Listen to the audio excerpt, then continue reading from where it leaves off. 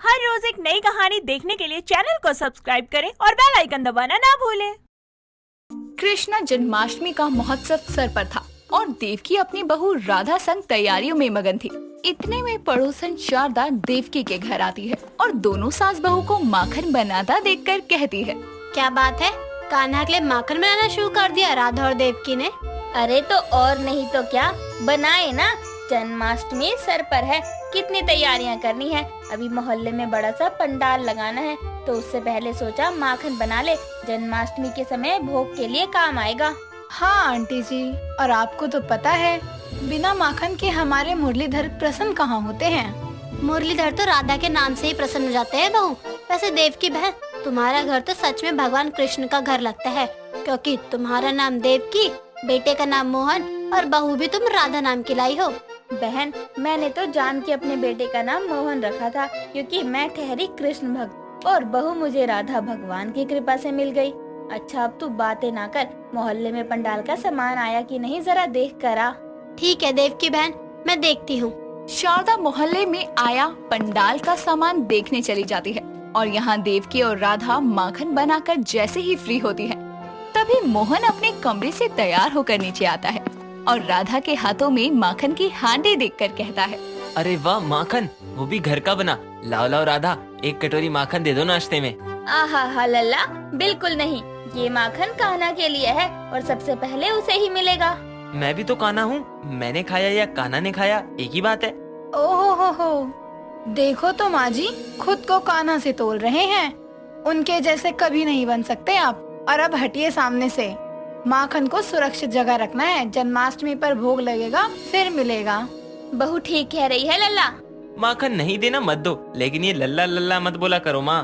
लो, अभी बड़े कान्हा बनने को हो रहे थे, अब लल्ला शब्द से चिढ़ रहे हैं। अरे यशोदा मैया कान्हा को लल्ला ही पुकारती थी। मोहन देवकी और राधा आपस में बातें कर ही रहे थे कि तभी उनके घर शारदा और मोहल्ले का एक लड़का मलंग आता है, जो मोहन से कहता है, मोहन भैया गजब हो गया। क्या हो गया मलंग ऐसा जो तू ऐसे हाफते हुए आया है? मोहन बेटा, जो मंडली हमारे यहाँ कृष्ण जन्माष्टमी पर आने वाली थी प्रोग्राम करने के लिए, उनके एक साथी का छोटा सा एक्सीडेंट हो गया, इसलिए उन्होंने इतनी दूर आने से मना कर दिया है। क्या? अरे दूर से इसलिए बुला रहे थे क्योंकि पास वाली सारी मंडलियाँ बुक थी। अब क्या करे, कौन करेगा हमारे पंडाल में प्रोग्राम? ये अलग झंझट है। हमारे समय में तो हम सब मिलकर ही राधा कृष्ण बनकर प्रोग्राम कर लेते थे, आजकल तो बाहर से बुलाए जाते हैं। देवकी की बात सुनकर शारदा को एक आइडिया आता है और वो बोलती है, अरे हम भी तो ऐसा कर सकते हैं, हमारे पास कृष्ण, सुदामा, राधा और यशोदा भी तो है। क्या मतलब, कहाँ है? अपने बेटे बहू को देख, राधा कृष्ण, और तू बनेगी यशोदा और सुदामा बनेगा मलंग। क्या? हाँ। शारदा की बात सुनकर सभी पहले मना करते हैं, लेकिन फिर बहुत सोच विचार करने के बाद सभी मान जाते हैं। अब 2 दिन से भी कम समय था जन्माष्टमी के लिए और मोहन व राधा अपनी डांस परफॉर्मेंस के लिए जोरों शोरों से प्रैक्टिस में लगे थे। लेकिन डांस करते वक्त बार बार मोहन राधा से आकर टकरा जाता था, जिसके चलते राधा मोहन से कहती है, आप ना बस नाम से मोहन है और कोई गुण नहीं है आपके अंदर कान्हा का। अरे डांस की प्रैक्टिस के लिए बहुत कम समय है और आप बार बार एक ही गलती कर रहे हैं।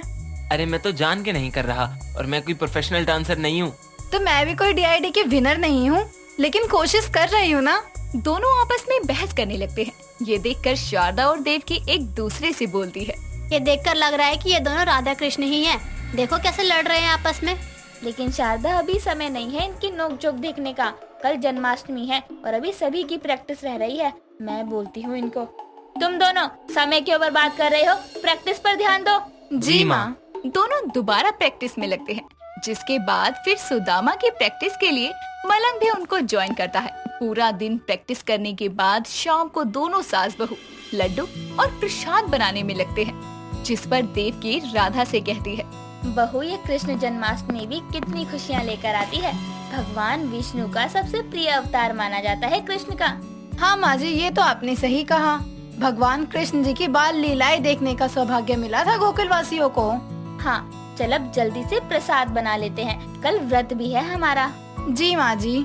दोनों सास बहू प्रसाद बना लेती हैं और सोने चली जाती हैं। अगले दिन सुबह जल्दी उठकर नहा धोकर पूरा परिवार घर के मंदिर में पहले पूजा करता है, श्री भगवान कृष्ण को भोग लगाता है और फिर देवकी एक जयकारा लगाते हुए कहती है, यशोमती मैया के नंद लाला की जय।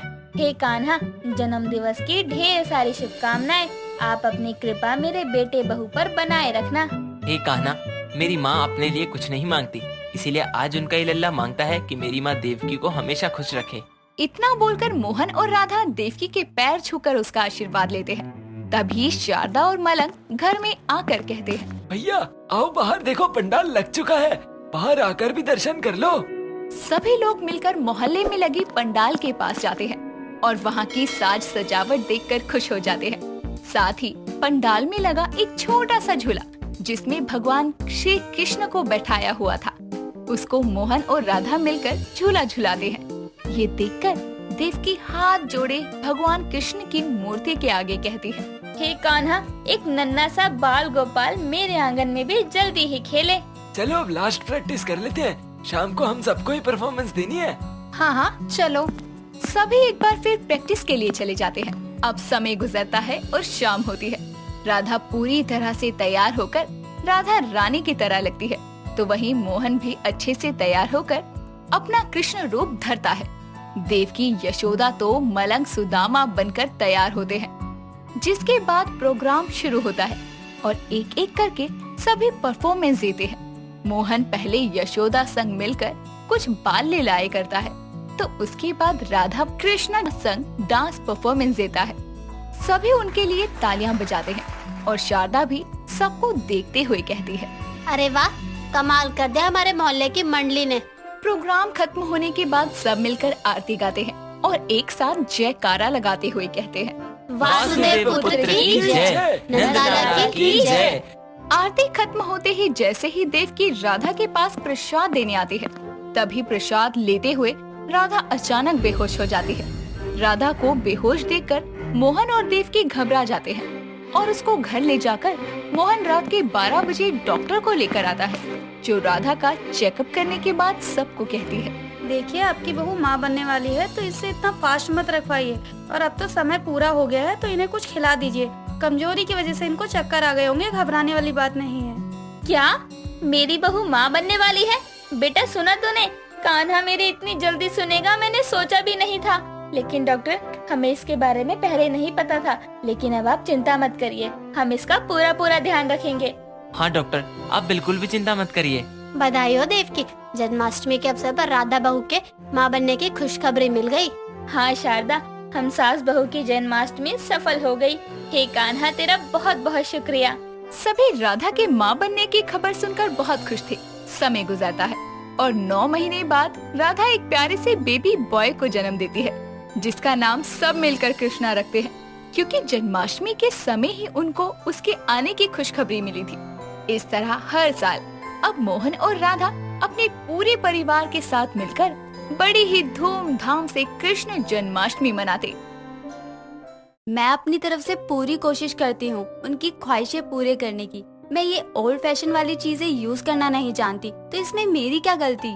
धवल एक अच्छे खासे मिडिल क्लास गुजराती परिवार का लड़का था। उसे मॉडलिंग करने का काफी ज्यादा शौक था। वो कई सारे कंपनीज के लिए फैशन शूट भी किया करता था। वो अपनी फैशन और पर्सनैलिटी की वजह से सोशल मीडिया पर काफी वायरल था। एक दिन उसे एक फैशन शो के लिए मुंबई जाना था। मुंबई में उसका शो काफी अच्छा जाता है और उसे देखने के लिए कई सारे लोगों की भीड़ लग जाती है और लोग उसका ऑटोग्राफ लेते हैं। उनमें से एक लड़की डॉली भीड़ में से निकलकर काफी तेजी से भागते हुए धवल के पास आती है और चिल्लाते हुए कहती है, धवल सर, मैं आपकी बहुत बड़ी फैन हूँ, प्लीज क्या आप मुझे अपना ऑटोग्राफ दे सकते हैं। धवल डॉली की शक्ल देखकर देखता ही रह जाता है और उसके चेहरे में इतना खो जाता है कि वो उसे ऑटोग्राफ देना तो भूल ही जाता है और ये देखकर डॉली उसे टोकती है। क्या हुआ सर, आप जल्दी से ऑटोग्राफ दे दीजिए वरना मेरा ऑडिशन मिस हो जाएगा। धवल जल्दी से ऑटोग्राफ देता है और पूछता है, आप कौन से शो के लिए जा रहे हैं? और जब आपका शो खत्म हो जाए तो इस नंबर पर मुझे कॉल जरूर करना। जी जरूर सर। धवल ऑटोग्राफ देकर अपने होटल चला जाता है और कुछ ही देर बाद उसका फोन बजता है। धवल फोन को रिसीव करता है और कहता है, hello, Dhaval Malviya speaking. Hello Dhaval sir, I am Dolly. आज मैं आपसे फैशन शो में मिली थी। आपने मुझे अपना ऑटोग्राफ और नंबर भी दिया था। ओह हाँ, याद आया। डॉली, कैसी हो तुम? सर, मैं तो आज बहुत ही ज्यादा खुश हूँ जो मुझे आज आपसे मिलने का मौका मिला। मैं आपकी बहुत बड़ी फैन हूँ। काफी सालों से मेरी ख्वाहिश थी कि मैं आपसे मिलूं। डॉली, एक बात बताओ, तुम्हें कैसा लगेगा अगर तुम्हें मेरे साथ काम करने का मौका मिले तो? सर, ये तो मेरा सपना था। मुझे काफी खुशी होगी अगर मुझे आपके साथ काम करने का मौका मिले तो। अगर ऐसी बात है तो मैं तुम्हें एड्रेस सेंड कर रहा हूँ। कल ऑडिशन और पोर्टफोलियो शूट कराने के लिए आ जाना। Thank you so much sir, in advance. अगले दिन डॉली तैयार होकर धवल के पास ऑडिशन के लिए जाती है। ऑडिशन के बाद फोटो शूट के लिए वो धवल के पास जाती है और दोनों मिलकर काफी सारी फोटो शूट करवाते हैं। डॉली धवल के पास जाने के हर मौके का इस्तेमाल काफी अच्छे से करती है। फोटो शूट के बाद डॉली और धवल बैक स्टेज पर एक साथ खाना खाते और ढेर सारी बातें करते। यूं ही कई दिन तक साथ काम करते करते डॉली धवल के दिल में अपनी जगह बनाती गई, मगर वो डर की वजह से कभी कह नहीं पाई थी। एक दिन डॉली धवल को कॉल करती है और धवल फोन उठाता है। Hello Dhaval sir. हाँ डॉली, बोलो। आज तुम ऑफिस नहीं आई? Sorry sir, but I am unable to come office any more. क्यों, क्या हुआ Dolly? Nothing. Please find an another model for upcoming shoots. देखो डॉली, मैं कुछ नहीं सुनना चाहता। मैं आधे घंटे में सिल्वर पार्क में मिलना चाहता हूँ तुमसे। तुम जल्दी से आ जाओ। धवल जल्दी से पार्क में जाता है। उसे पार्क में एक बेंच पर रोती हुई डॉली दिखाई देती है। धवल भागता हुआ डॉली के पास जाता है और उसके आंसू पोंछकर बोलता है, क्या हुआ डॉली, तुम रो क्यों रही हो? बोलो डॉली, कुछ तो बोलो। आज पापा ने मुझे काफी डांटा और बोला कोई जरूरत नहीं है मॉडलिंग करने की। ससुराल में मॉडलिंग काम नहीं आएगी और उन्होंने एक लड़का देखा है मेरे लिए और अगले महीने मेरी शादी करवा रहे हैं। मैं शादी नहीं करना चाहती धवल। ऐसा कहकर डॉली और भी ज्यादा रोने लगती है। धवल एक बार फिर उसके आंसू पोंछता है और उसे गले लगाकर कहता है, ऐसा कुछ भी नहीं होगा डॉली। मैं हूँ ना तुम्हारे पापा से बात करने के लिए। मैं उनसे जरूर बात करूंगा इस बारे में। मेरा प्यार हो तुम, तुम्हें ऐसे कैसे जाने दूं किसी और के हाथों में। I love you Dolly. Dhaval Dolly के पापा से बात करके डॉली से शादी कर लेता है। दोनों खुशी खुशी रहने लगते हैं। कुछ दिनों तक तो सब कुछ ठीक चलता है, लेकिन फिर मुंबई में कोरोना बहुत ज्यादा बढ़ने की वजह से वहाँ लॉकडाउन लगता है। इसीलिए धवल उसे लेकर गांव आ जाता है। धवल की माँ सरिता धवल से पूछती है, ये कौन छे? माँ, ते मारी पत्नी छे पत्नी अने तमारी कन्या छे। तने साथ हिंदी माटे बात करो। बहू तो काफी सुंदर लग रही है। शुक्रिया माँ जी। आओ बहू, अंदर आओ। जी माँ जी। डॉली और धवल अंदर आ जाते हैं और दोनों कमरे में जाकर आराम करने लगते हैं।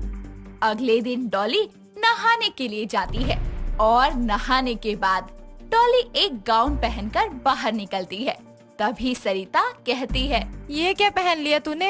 जस्ट चिल माँ जी, बस प्यारा सा एक गाउन है और शहर में तो सब यही पहनते हैं। तुझे पता है ये सब चीजें गांव में नहीं पहनी जाती। चल जल्दी से साड़ी पहन और चाय नाश्ता बना दे। ओके माँ जी, just wait for 5 minutes. I am making breakfast for my hubby. मुझे अंग्रेजी समझ में नहीं आती, तू हिंदी या गुजराती में बोला कर। जल्दी जा, नाश्ते का समय हो गया।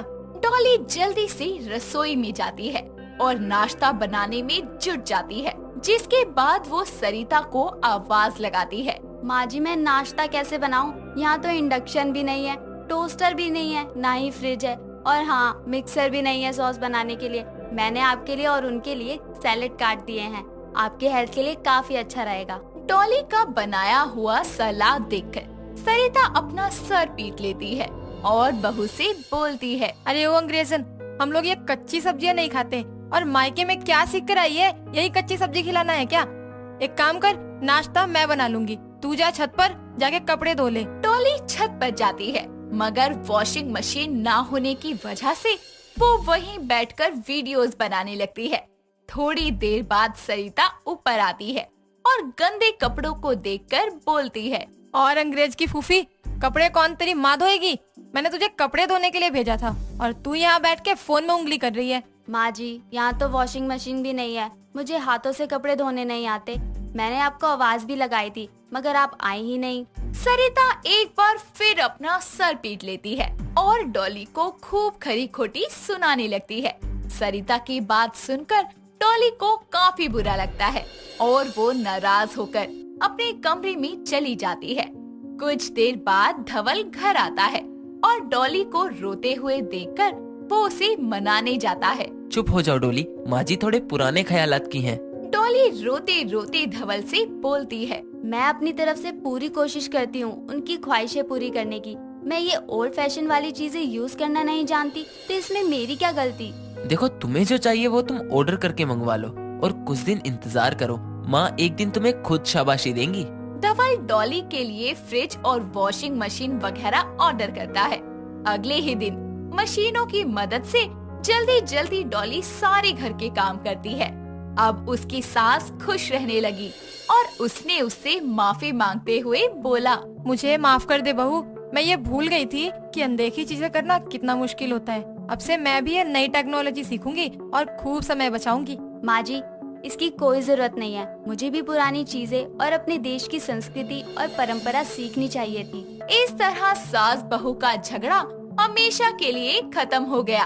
तो दोस्तों, आपने देखा आखिर नए जमाने की बहू और पुराने जमाने की सास का झगड़ा कैसे खत्म हुआ। दोस्तों, अगर आपको ये कहानी पसंद आई तो इसे लाइक करें, शेयर करें और कमेंट करके बताएं कि कहानी में आपको सबसे अच्छा क्या लगा।